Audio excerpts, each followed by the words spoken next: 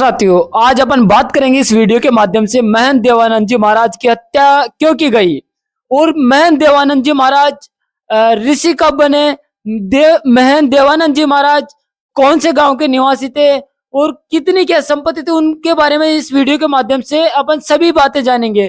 क्या महंत देवानंद जी महाराज के जो अपराधी है, जो महंत देवानंद जी महाराज की इतनी बुरी तरीके से हत्या की है, वे मुलजिम अब तक पकड़े गए या नहीं, उन तमाम बातों के तमाम बातें इस वीडियो के माध्यम से अपन जानेंगे। सबसे पहले साथियों मैं बता देता हूं कि जो महंत देवानंद जी महाराज है, उनकी उम्र मात्र 35 वर्ष है और साथियों वर्तमान में ये अभी लगभग जो करीब 1100 वर्ष पुराना जो चंद्रसेल मठ था, वो कोटा डिस्ट्रिक्ट में पड़ता है, राजस्थान के अंदर आता है कोटा डिस्ट्रिक्ट। वहां स्थित चंद्रसेल मठ में रहते थे।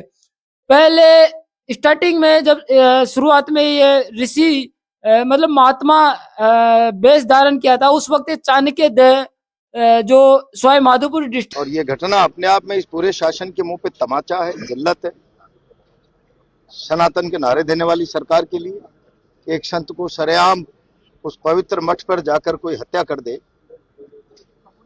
में आता चाणक्य देव, वहां इनका आश्रम था और बहुत ही शानदार आश्रम थे। लेकिन साथियों जो चंद्रसेल मठ में कोटा में इनका आवागमन, जब भी कोटा में इनका जाना हुआ तो वहां जो महाराज का जो लोगों के बीच में काफी सम्मानिता व लोकप्रियता बढ़ती गई। प्रतिदिन बड़ी संख्या में श्रद्धालु दर्शन करने के लिए व आशीर्वाद लेने के लिए वहां पहुंचने लगे। तो जो महंत देवानंद जी महाराज कोटा के चंद्रसेल मठ में रहने लगे। साथियों बात करते हैं, अभी जो महाराज लंबे समय से चंद्रसेल मठ में रहकर धार्मिक व सामाजिक कार्य कर रहे थे, और जो मौत का राज क्या था, हत्या के बाद क्या हुआ।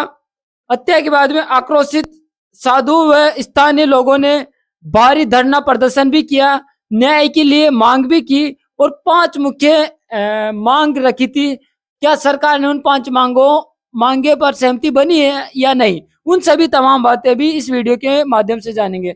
सबसे पहले महंत देवानंद जी महाराज की हत्या, जो हत्या चंद्रसेल मठ में वे सो रहे थे, उस वक्त करीब रात के 11-12 बजे अज्ञात घुसने के बाद में, चंद्रसेल मठ में घुसने के बाद में महंत देवानंद जी महाराज की धारदार हथियारों से उनकी हत्या कर दी जाती है। उनके गले में और पीठ पर धारदार हथियारों के घाव मिलते हैं, जिससे साफ तौर से जाहिर होता है कि उनकी हत्या धारदार हथियारों से की गई है। और पुलिस हत्या के बाद में जो साधु संतों द्वारा धरना प्रदर्शन किया गया है, उनमें 5 मुख्य मांगे भी रखी गई थी। SIT का गठन कर जांच शुरू कर दी गई है। पुलिस प्रशासन ने SIT टीम का गठन करके 7 टीमों का गठन करके जांच शुरू कर दी गई है और जांच के बाद में शक के आधार पर मठ के पुजारी को गिरफ्तार कर लिया गया है और साथ में 3 सेवादार जो महाराज की सेवा करते थे उनको भी गिरफ्तार कर लिया गया है। 7 लोगों को हिरासत में लेकर पूछताछ जारी है। क्या अब तक पुलिस ने क्या कार्रवाई की है, तो पुलिस ने साथियों डॉग स्क्वाड टीम का भी, डॉग स्क्वाड टीम होती है जो डॉगों के द्वारा हत्यारों को ढूंढा जाता है, वे भी प्रशासन के द्वारा लगातार मुलजिमों तक पहुंचने का प्रयास किया जा रहा है।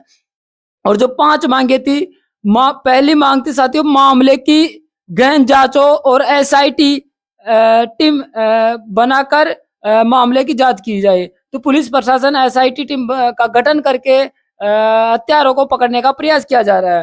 फास्ट ट्रैक कोर्ट, साथियों फास्ट ट्रैक कोर्ट क्या होता है उसके बारे में मैं आपको बता देता हूं। जो फास्ट ट्रैक कोर्ट के अंदर जो मुकदमा चल जाता है, उसमें तुरंत फैसला सुनाया जाता है।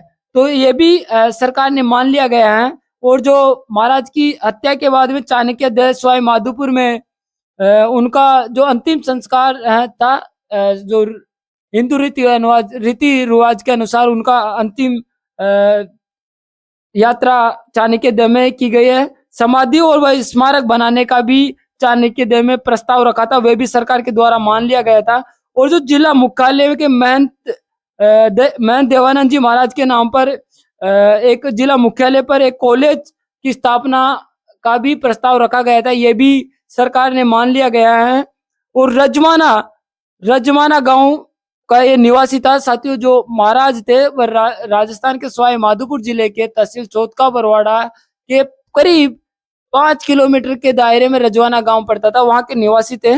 और वहां जो महाराज जी का मुख्य गांव है रजवाना, वह एक सरकारी विद्यालय भी महाराज के नाम से होनी चाहिए, यह भी एक मुख्य मांग थी। इनको भी सरकार के द्वारा मान ली गई है। और अभी जो जांच कर रही है पुलिस टीम, वे पुरानी रंजिश व आपसी विवाद को लेकर जांच कर रही है। और मोबाइल कॉल डिटेल सीडीआर के द्वारा भी जांच की जा रही है। महाराज जी का फोन है वो ले लिया गया और कॉल डिटेल निकाल कर जांच की जा रही है। पुलिस प्रशासन के द्वारा यह बताया जा रहा है कि हम मुलजिम तक पहुंच गए, बहुत जल्दी ही हम मुलजिम को अरेस्ट कर लेंगे। साथियों, ऐसी घटना ये दर्शाती है कि जो हमारे राजस्थान सरकार है कहीं ना कहीं कमजोर है, क्योंकि ऋषि मुनियों की भी हत्या की जा रही है, क्योंकि बदमाशों के अंदर पुलिस प्रशासन और सजा का कोई भय नहीं है। साथियों, आप लगातार देख रहे होंगे कि राजस्थान के अंदर आए दिन लोगों का मर्डर किया जा रहा है, खुलेआम गोलियां चलाया जा रहा है और प्रशासन की तरफ से कोई भी किसी भी प्रकार की कानूनी कार्रवाई नहीं हो रही है। क्योंकि लोग हत्या करने के बाद में 1 साल 6 महीने 2 साल 3 साल 4 साल के अंदर वापिस बरी हो जाता है और बाहर आकर वही खुले आसमान के अंदर घूमते हैं। या फिर कभी कभी ऐसा भी देखने को मिलता है कि किसी की हत्या करने के बाद में जेल कौन चला जाता है, या हमारी जो राजस्थान पुलिस प्रशासन है उसको ये भनक तक नहीं लगती है कि हत्या किसने की थी और मुलजिम खुलेआम घूमता है। ऐसी घटना लगातार राजस्थान में देखने को मिल रही है। राजस्थान सरकार को इस बढ़ती हत्याओं का सतर्कता से ध्यान देना चाहिए और ऐसे हत्यारों को कड़ी सजा का प्रावधान करना चाहिए, ताकि हत्या करने से पहले हत्यारे 10 बार सोचे। जय हिंद, जय भारत। आप सभी देख रहे हैं SG7 न्यूज से सीधा लाइव, आपके साथ सुशील केवट। जय हिंद।